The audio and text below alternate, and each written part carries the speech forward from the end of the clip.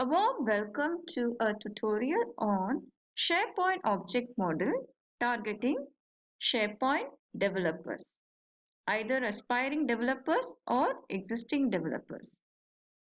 First, we will discuss what is SharePoint Object Model. Then we will understand why we are learning about SharePoint Object Model. Then how to access the SharePoint objects using minimum 5 techniques and also the sample applications. First of all, what is an object model? Technically, a collection of objects or classes through which a program can examine and manipulate some parts of its world.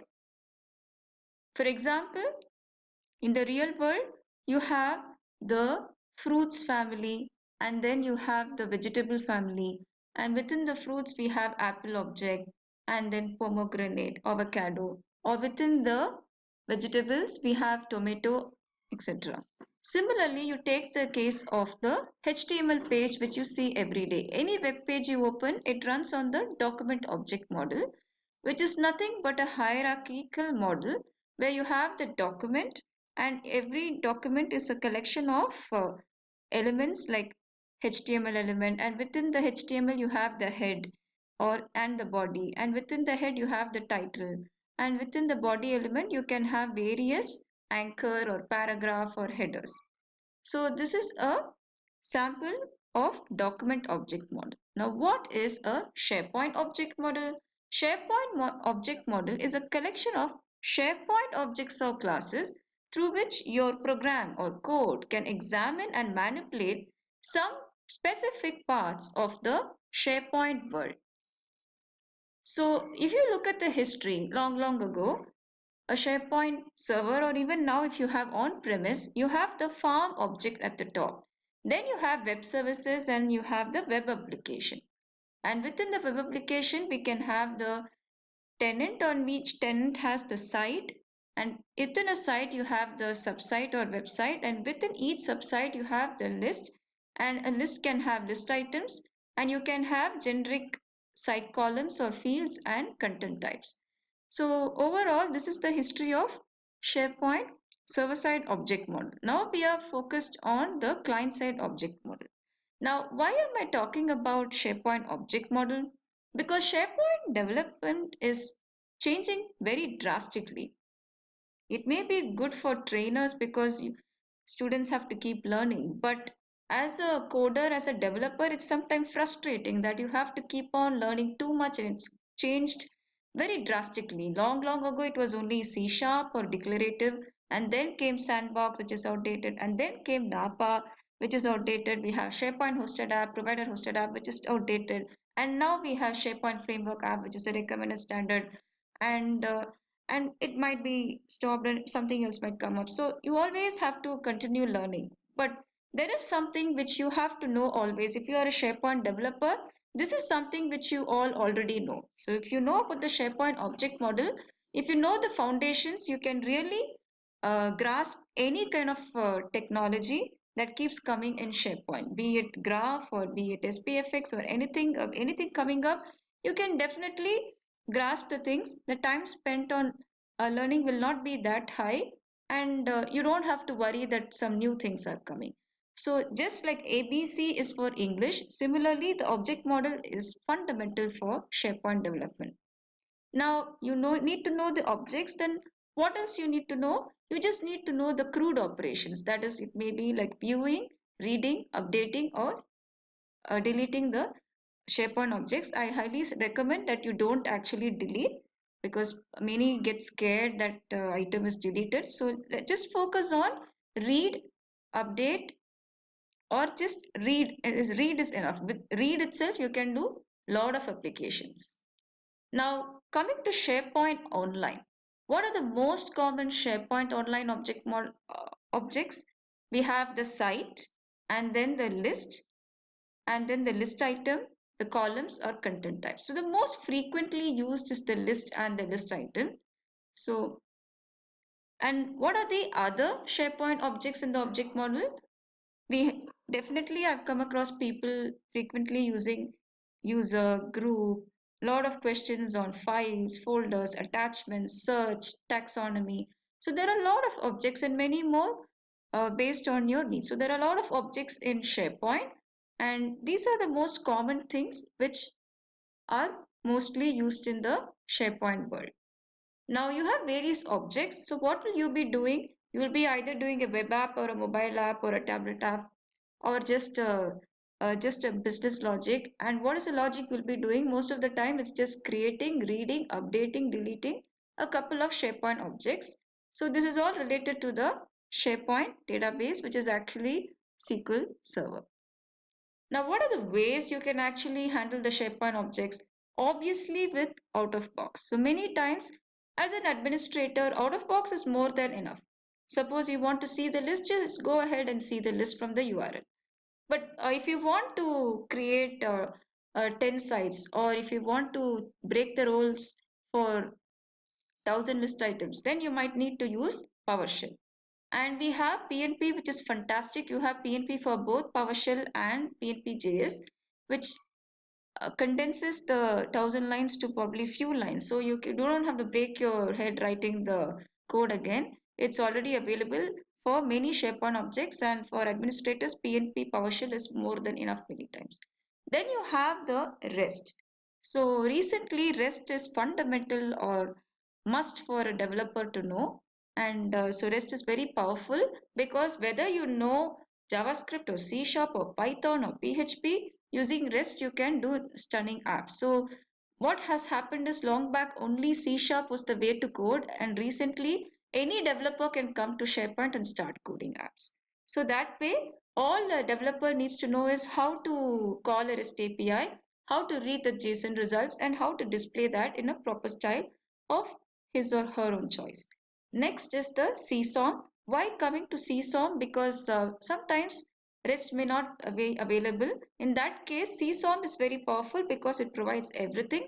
And last but not the least, JSON may be outdated, but still if you are a JavaScript coder, JSON is also a nice way to do in case you want to show the data in the user interface and not just do the processing in the backend. So I start with PowerShell because it's a very simple tool to help you understand the coding for SharePoint object model. There is no complex install needed, and you can do it for both online and on-premise. The learning curve is very easy and it's simple, superb, and you can do crude operations on almost all SharePoint objects. And once you just understand it, so I'm not telling you to do in PowerShell. Once you just understand it, you can just extend that to any apps based on your requirement. So if you have no coding needed, just go ahead and use the end user way. And if you want to do it just once from you and you don't want to start coding, you can just use the REST URL and just get the details. And if you want to just code in few lines, then do PNP. And the most powerful is CSOM. In case PNP is not available or REST is not available for a particular object, then go ahead with CSOM. And once you do that for a few objects, you will be able to extend that to other objects like user, site, or columns based on your needs. So you start off with one object and you can happily extend that to other objects. So to understand all this, so I'm just mixing up various techniques and the various objects. For demo purpose, first we'll start off by doing the REST. So we'll start off by REST URL. So REST URL construction for search. Then we'll try to create a communication site using PowerShell. Then we'll look at JSON and CSOM. So I have a SharePoint site, and let me say I want to search for a term called kiwi. So I give a search and certain results are obtained. Suppose I want to find the results from the REST URL. What I will do is I can go to the URL and just give underscore API. A REST URL starts with underscore API slash the object. Now we are working on the search object. So let's do search, and then I'm going to give the query. So now I'm going to give the query string with the query text. So the query text I'm going to give as kiwi. So this is how I construct the REST URL and I can get the details many times. So I'm just targeting administrators first. Sometimes no, they want the GUID or they want some hidden data of a particular object. So the REST URL can be extremely powerful. Mostly it starts off with API followed by the web or search or any object you need. And all the REST URL is available in the Microsoft site. You can just refer Microsoft and get the REST URL you need. So most of the times the developer's task is just to construct the REST URL based on your requirement. Next, let's try to create a new communication site. Now what I'm going to do is I'm going to call a post request or create an object. So here is a couple of code. So what I'm going to do is I have downloaded the necessary client-side DLLs and I'm just going to call the invoke REST method and get the form digest value. So this digest value is needed when you are actually calling a post request in SharePoint. So I use the API context info URL and get the context form digest value. And using that, I'm just going to call the next REST object where I'm calling the method post. So whenever you post an object, you need to get the data. So the data we will look for this particular case, and then I'm going to call the content type application JSON or data purpose. So based on your programming language, whether it's JavaScript or C Sharp, you can just write the code. Most of the times it's all about for creating object, it's all about adding the headers accept application JSON, then getting the form digest value, and then finally again calling the REST method with the post query and giving the data. Now let's come to the SharePoint communication side. I have to give the data, so make sure there are no spelling errors. Okay, so go to the Microsoft site. So one headache I would have with this REST API is the spelling error. For that sake, I go to CSOM itself. But overall, just make sure there are no spelling errors in the data. So Microsoft has given the syntax. So what is the data? You go to the Microsoft site and they have given the syntax and just change the URL based on your needs and give the target site and the user and the API. So for API URL for communication site is API site pages communication site create, and I'm just calling my custom function create SP object and I'm going to create the communication site. So let's just run this. So I've run this and the new communication site is created. So look at the new communication site. So I think it's making an impression on others. So look at the new communication site. It has nice documents and pages and it's pretty good. So you can create a new communication site with the REST API. So you need not do the exact same lines of code. The underlying concept is to get the REST URL ready starting with API. Then you have to get the form digest value using by calling the API context info, and then you have to pass the X request digest and the form digest value, and finally you call the post method giving the data mentioned in the Microsoft site, and then of course your URL and the credentials. So this is all, and the advantage is the code remains the same. So probably one time you have to write a code for creating, reading, updating, deleting, and based on your object the URL alone will keep changing and the code will remain the same, be that JavaScript or C Sharp or PHP or any other code. The code will remain the same and only the URL will keep changing. So that's the advantage of REST. Now let's move on to PNP. So PNP is fantastic. I really feel that PNP is one of the best. All you have to do is install the PNP PowerShell online module. For JS, you have to install PNP JS, and this is very nice. Once you install it, then you have to connect to the site you want with the credentials.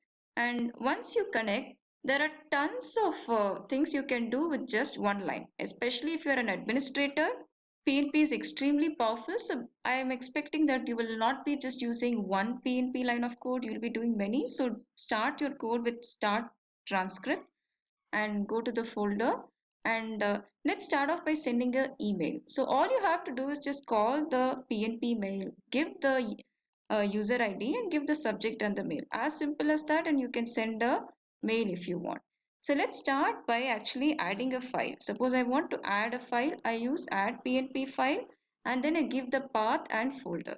So just give the method. Let's say I want to add a hyphen PNP. So there are so many things you can do. PNP content type, custom action file. You can just call the help method and they will explain to you how to do. Okay, so most of the things can be done in PNP. In case anything cannot be done in PNP, then go for CSOM. My personal favorite is always CSOM.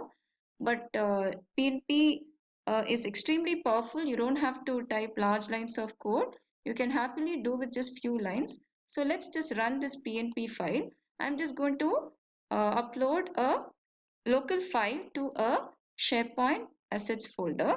So once it's uploaded, let's go and see. So I just go and the image is uploaded. So this can be really powerful if you want to upload many number of images to a SharePoint site and also probably take a nice trekking. It's a nice image. So many times I've observed that SharePoint teams generally upload the team outings in SharePoint site. So this can be very powerful to upload the pictures you have taken or any pictures as bulk into SharePoint site or from SharePoint site locally. Next, let's try to send a nice email with send PNP mail. When I just run this, I'll just wait for some time and I'll open the email. So I just see the email. So let's not try that. I see that Shine Bright has been sent. So from PNP demo, I've just sent a mail, Shine Bright. So the opportunities are limitless. There's so much you can do with PNP itself. PNP is really awesome. I'm actually writing a book on that and hopefully it should be done soon. So a lot of PNP scripts are, you can just contact Erwin and you get nice scripts on PNP. PNP, many are using. I highly recommend PNP. It's very simple to the point. It's pretty self-explanatory, just like English. So if I want to add a file, I have to just call add PNP file. So if I want to add list item, I have to call add list item. If I want to remove, I just call remove hyphen PNP, whatever object. So it's very simple and readable and very fast also. Next, let's look at a JSON script. So whether it's CSOM, C Sharp or JSON, the overall logic is first you get the client context, then get the object you need, then load the objects and call execute query. So then your work is done. So for example, I'm going to add an item to a list. So I have an input box called text name. And then in the create list item, first I'm getting the client context using sp.clientContext.getCurrent. Then I'm getting the object using get underscore web, get underscore list, and using the title, get by title of the list name students. Then I'm calling the sp.list item creation information and I'm calling the add item method, and once it's added I'm just calling the set item. So in C sharp you just have to just put a dot and just title equal to or something, but in JavaScript you have to use set underscore item or get underscore item, and let's say for title we are getting the property from the text box. Next we call the update and call the load and execute query method. So a code will succeed only if you call the execute query method successfully, and in the query succeeded you do one thing and you catch any errors in the query failed method. So that's it. And so most of the code will change for every JSON object. For every object, the code will obviously change, but the logic is the same. You load the client context, then load the objects you need, then either do the add or read operation, then call if your update is needed for add and update operation, and call the load objects and finally call the execute query. So only this particular step where you're going to get the objects will mostly change. So this is how you do the JSON script, and once that's done we can just add a script. If it's a classic page, you can just add a script using the script editor, and you can actually convert the JSON script to SPFX also. The detailed steps are given in Microsoft site where you can actually convert a JavaScript JSON code to a SharePoint framework app if needed. So let's just try to do a demo. Let's say I'm just going to add a student name called David, and I'll select create list item. If it's successful, it is giving the ID that list item is created and the student is added to a list. Next, let's move on to Seesaw. So many times you might be interested in using the SharePoint Seesaw or Manage Seesaw, where we are going to install the SharePoint DLS, and once you install the SharePoint client-side DLS, they'll be installed in the C program files, common files, Microsoft Share, web server extensions 15 or 16, so the latest is 16, and ISAPI, and there you have the Microsoft or SharePoint.client.dll, and based on the object you need, you can add the DLL you want. Suppose I want to work on the search DLL, then I add the reference to search DLL also. Then I have to call the client credentials, SharePoint credentials using Microsoft or SharePoint.client.SharePoint online credentials. I'm passing the username and password and I'm getting the context. So that these are the steps, and let me run this particular code and let me give the password. So once it is successful, next we can go ahead and start working on the object. So over here, let me just write a simple script that will search for the pictures. So the search query I'm just going to give as content class sts list item picture library. So search is very interesting, where you can search for different items, list item or pages or libraries. So over here, let me just search for a picture library, and I'm just calling the SharePoint.client.search.query.keyword query and giving the context, and I'm calling the search executor, and using this I'm calling the execute query. So make sure that you always keep yourself updated with the latest code from Microsoft. That's the only thing. Otherwise, most of the time CSOM is pretty good, and you should be able to do many things which REST or JSON is doing. CSOM should be able to do. Even if some things are not possible in REST, it should be possible in Manage CSOM. So the search has run, and it is giving the title and the path. So I've uploaded a lot of SharePoint comics for learning, and it's showing the path as well as the title. So let's just try to open one. Let's say we are trying to open this one. So it should be. So it's definitely showing the image file only. So let's come back and do a quick review of what we have seen. We have seen how to construct a REST URL starting with _API / object like search. Then we created a new communication site using PowerShell REST, where you have to get the form digest value using the API context info URL and then pass the body and the post query. Next, we looked at the JSON and how to add a list item using JSON. And also we saw a simple seesaw where we used the search query to list all the pictures in the site. So there are so many permutations and combinations. It's up to you. It's purely up to you. You have various objects like site, list, library, files, folders, or attachments, or user, group, roles. So based on your needs, you can use them. So most of the times it is tremendously useful for administrators who want to automate tasks. They don't need to contact a developer. They themselves can do heavily with the help of PNP, PowerShell, or just REST API.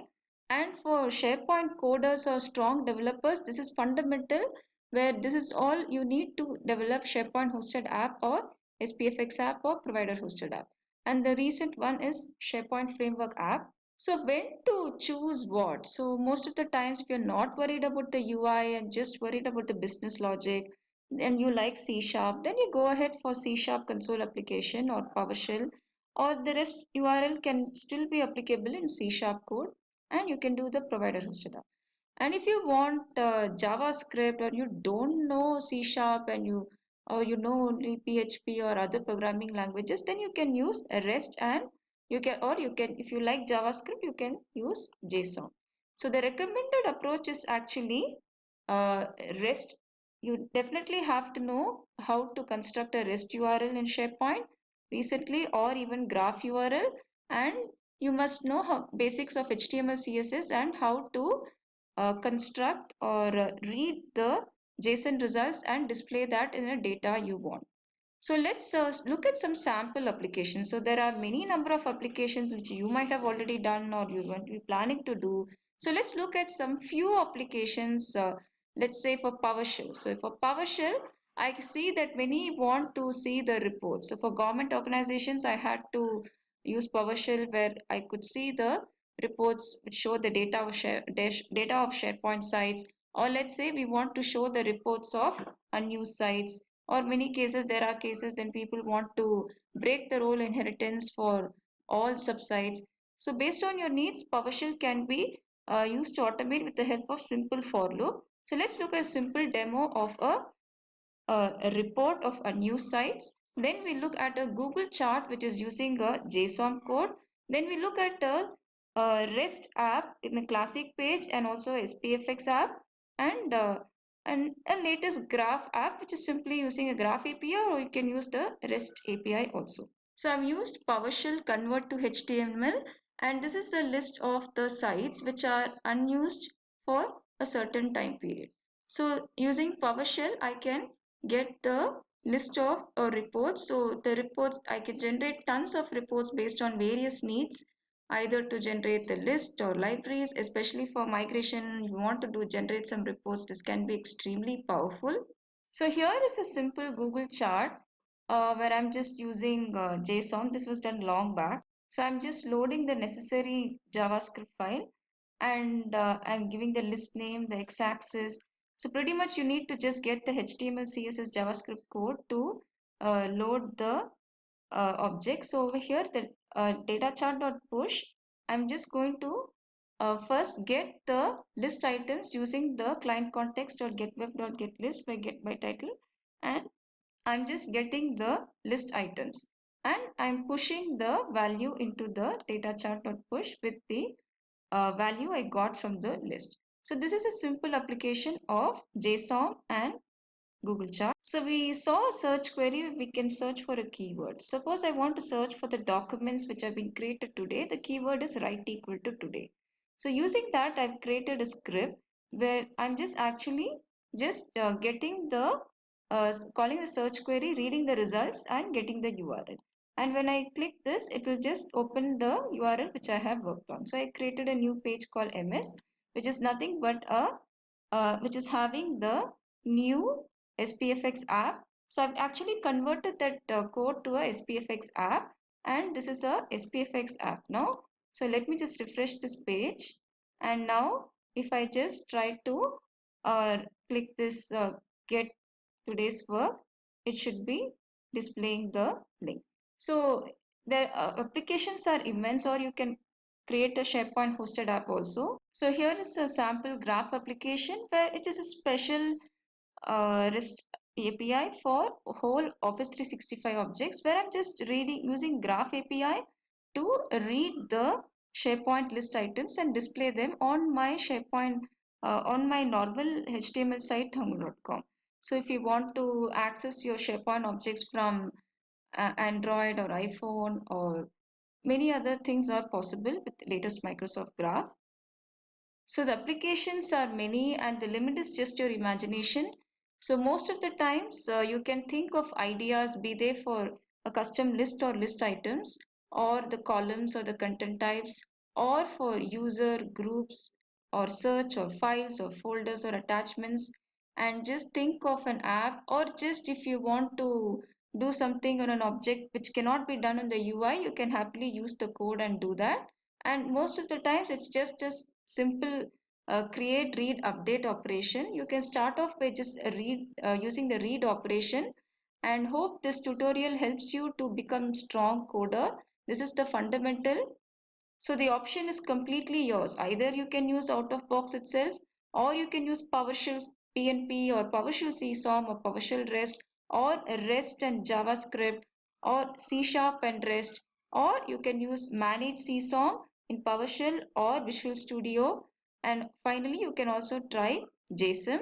And all these, any of these method, whichever way is comfortable, you can use that and extend that to Azure Jobs or You can call that in Microsoft Flow also, the REST APIs, or you can create SharePoint Framework app or hosted apps. As a quick summary, we learned what is SharePoint Object Model, and we saw why we need to just understand SharePoint Object Model, since that is something which will not change even if the technique of SharePoint development changes.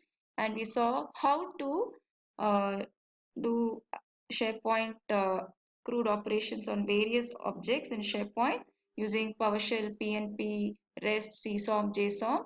And we saw some sample applications like a SharePoint Framework app or a simple JavaScript app using Microsoft Graph or PowerShell scripts. Hope this helps you. Thank you so much. Take care. Bye-bye.